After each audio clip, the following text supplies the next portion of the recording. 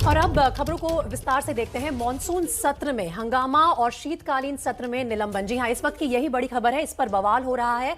और कल शीतकालीन सत्र के पहले दिन राज्यसभा के 12 सांसदों को पूरे शीतकालीन सत्र के लिए निलंबित कर दिया गया। राज्यसभा के इतिहास में इतना बड़ा निलंबन कभी नहीं हुआ।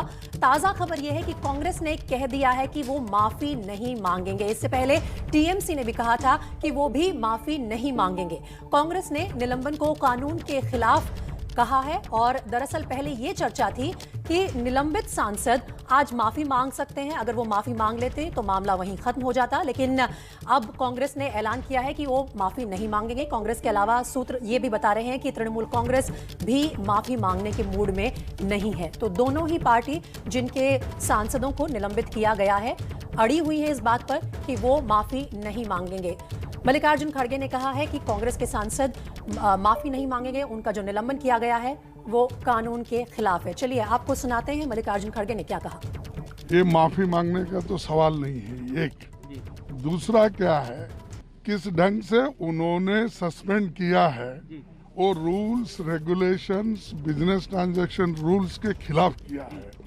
ये जो इंसिडेंट हुआ है ये है लास्ट सत्र का है, तो ये अब विंटर सेशन में इसको मुद्दा बना के सस्पेंड करना तो अपोजिशन की मुंह बंद करने के लिए उनकी जो पोल खुलेगी वो नहीं खुलना, इसीलिए सारे अपोजिशन पार्टी को उन्होंने सस्पेंड करने का निर्णय लेकर सस्पेंड किया है।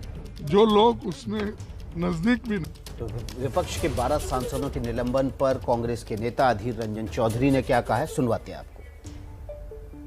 इस वक्त मेरे साथ मौजूद है अधीर रंजन चौधरी। सर, आप लोगों की जो बैठक है, क्या माफी मांगेंगे? हमारी बैठक में फैसला न बिना सुनने के बाद पहले मैं कैसे कहूँ जी? पहले मीटिंग में तो जाने दीजिए जी। मीटिंग में सारे सब नेता भाई सब मिल के कोई हमारे नतीजा निकलेगा। चलिए तो सीधा चलते हैं हमारे संवाददाता अंकित गुप्ता के पास, जिन्होंने अधीर रंजन चौधरी से बात की। अंकित, सबसे पहले तो आपसे ये पूछना चाहूंगी कि क्या रुख बिल्कुल अब साफ है? क्या कोई भी नेगोशिएशन हो सकती है कि विपक्ष के ये जो नेता है जिन्हें निलंबित किया गया है वो माफी मांग ले और मामला यहीं खत्म हो जाए?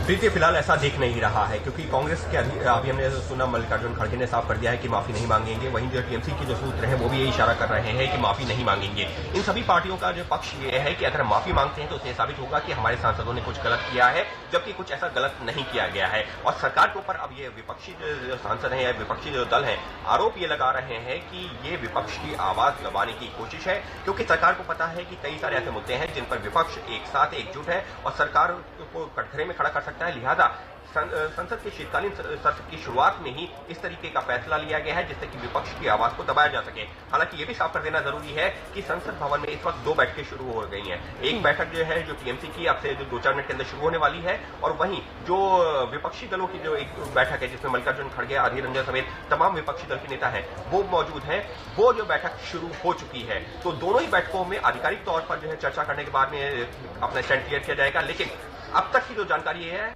वो यही है कि विपक्षी दल माफी मांगने को तैयार नहीं है। अंकित, तो आप खबर पर नजर बनाए रखिए। संसद भवन में शीतकालीन सत्र के दौरान mau भी कुछ घटेगा वो सबसे पहले आप अंकित गुप्ता के जरिए एबीपी न्यूज पर ही देखेंगे।